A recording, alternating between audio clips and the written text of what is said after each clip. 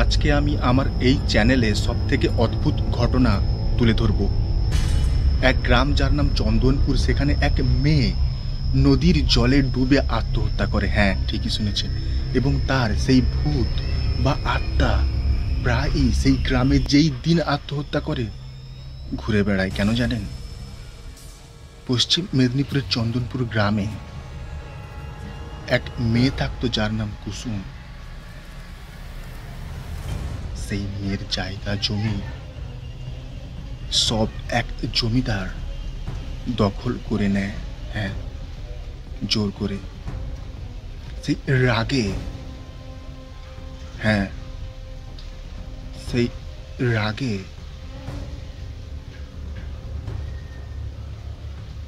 মেয়েটা একদিন আত্মহত্যা করে। তারপর থেকে যে ওই গ্রামে অন্যায়, লোভ এইসব করতো, সেই কুসুমের ছায়া দেখতে পেত। চন্দনপুর গ্রামে বৃষ্টি হলে প্রায় বন্যা হয়ে যেত। একদিন শহরের এক ছেলে যার নাম রোহিত চন্দনপুর গ্রামের এক স্কুলে পড়াতে আসে। একদিন ওই গ্রামের অঝোর বৃষ্টি হতে থাকে এবং রোহিত স্কুলে আটকে যায়। সারা রাত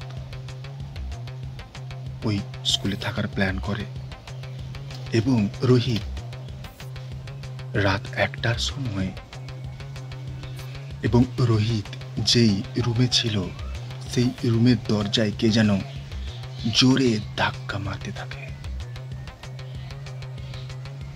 রোহিত বাইরে বেরিয়ে দেখে এক মেয়ে কাদা মেখে জলে ভিজে দাঁড়িয়ে আছে।